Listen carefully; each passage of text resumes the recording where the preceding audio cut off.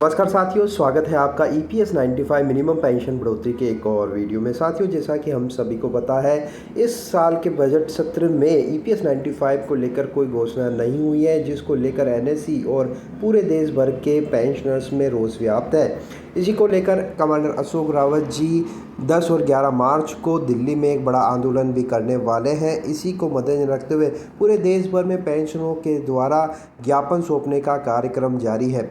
इसी क्रम में नागपुर के जो मंत्री हैं नितिन गडकरी, जो सड़क और परिवहन राजमार्ग मंत्री हैं भारत सरकार में, जिनका काफ़ी नाम है, काफ़ी कद्दावर नेता हैं बीजेपी और केंद्र सरकार में, उनको ज्ञापन सौंपा गया था पेंशनर्स के द्वारा। और इसी को देखते हुए नितिन गडकरी जी ने श्रम मंत्री मनसुख मांडविया जी को पत्र लिखा है कि EPS 95 मिनिमम पेंशन बढ़ोतरी को लेकर जल्द से जल्द कार्रवाई की जाए और वृद्ध पेंशनरों का हक उन्हें दिया जाए। यहाँ पर आप देख सकते हैं, ये वही पत्र है जो नितिन गडकरी जी ने 2 फरवरी 2026 को श्री मनसुख मांडविया जी को लिखा है। यहाँ पर इन्होंने लिखा है, hope this find you in the best of health and spirit. I am writing to you with a request to consider the matter as earboarded hereunder. Shri Arun Jamade ji, office bearer of EPS 95 National Agitation Committee Nagpur, MS, and known to me.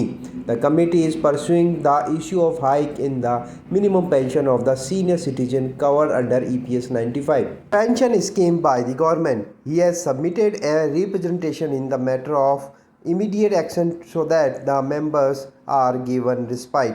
In view of the above, you are requested to look into the matter and give instruction to the concerned officers of department to take necessary action abiding the guidelines and due verification with regards Nitin Gadkari. तो यहाँ पर वे कह रहे हैं कि अरुण जामेडी जो office bearer है EPS 95 national education committee की, जिनको मैं जानता हूँ, उन्होंने EPS 95 मिनिमम पेंशन बढ़ोतरी का जो मुद्दा है, उसको हाइक का वो मुद्दा है जो EPS 95 मिनिमम पेंशन बढ़ोतरी से जुड़ा हुआ है, वह एक मेमोरेंडम मुझे उन्होंने सौंपा है, जिसको लेकर मैं भी काफ़ी चिंतित हूँ। और आपको इसे गुजारिश है, रिक्वेस्ट है कि आप इस मैटर में जल्द से जल्द कार्रवाई करिए और जो कंसर्न डिपार्टमेंट है EPFO, उनके ऑफिसर्स को आप हिदायत देकर ये मैटर जल्द से जल्द सोल्व करवाइए। यहाँ पर नितिन गडकरी ने वो मेमोरेंडम भी यहाँ पर संलग्न किया। यहाँ पर आप देख सकते हैं जो 18 जनवरी को जो NSE सभी देश भर में मंत्री और सांसदों को दे रही है, वही ज्ञापन है जो यहाँ पर नितिन गडकरी जी को मिला है। यहाँ पर प्रतिष्ठा में श्रीमान मनसुख मांडविया जी, केंद्रीय श्रम एवं रोजगार मंत्री, केंद्रीय युवा मामले और खेल मंत्री नई दिल्ली, माननीय अतिरिक्त CPFC और RPSC APC EPFO। विषय है 28 जनवरी 2026 से शुरू होने वाले आगामी बजट सत्र में EPS 95 के तहत न्यूनतम पेंशन वृद्धि की घोषणा करना। तो यहाँ पर आप देख सकते हैं नितिन गडकरी जी ने ये पत्र भी यहाँ पर जो है संलग्न किया है, जिसके अंतर्गत जो जो मांगे NSE उठाई जा रही है और किन किन स्तरों पर वार्ता हुई है, क्या क्या हुआ है अब तक, किस तरह का डेटा और डॉक्यूमेंटेशन हुआ है, पत्राचार हुआ है, कितनी मीटिंगें हुई है, उन सब का हवाला इस ज्ञापन में दिया हुआ है, जो नितिन गडकरी जी ने अच्छी तरह से समझा। यहाँ पर आप देख सकते हैं उन्होंने पेन से हाईलाइटेड भी किया और सब कुछ जानने और समझने के बाद में नितिन गडकरी जी ने ये पत्र जो है मनसुख मांडविया जी को लिखा है कि काफ़ी समय से ये जो है मामला लटका हुआ है और अब समय आ गया है कि EPS 95 मिनिमम पेंशन बढ़ोतरी में जो है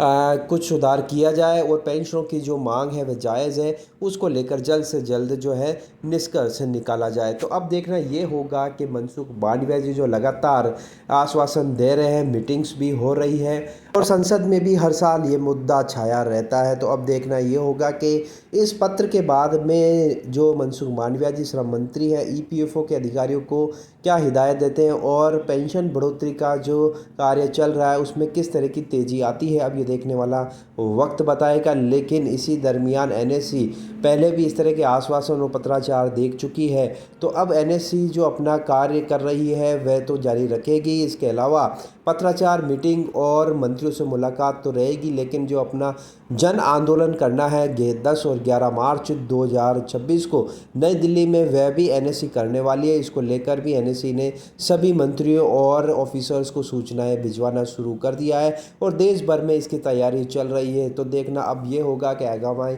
समय में किस तरह से जो है पेंशन बढ़ोतरी का मुद्दा छाया रहता है और किस तरह से सरकार इस पर अपना रुख रखती है। तो साथियों, ये बड़ी अपडेट थी EPS 95 मिनिमम पेंशन बढ़ोतरी को लेकर। आपको ये अपडेट कैसी लगी, आपकी राय कमेंट बॉक्स में ज़रूर बताइएगा। वीडियो अगर आपको अच्छा लगा तो लाइक शेयर ज़रूर कर दिए। फिर मिलते हैं, तब तक के लिए अपना ख्याल रखिए। जय हिंद, जय भारत।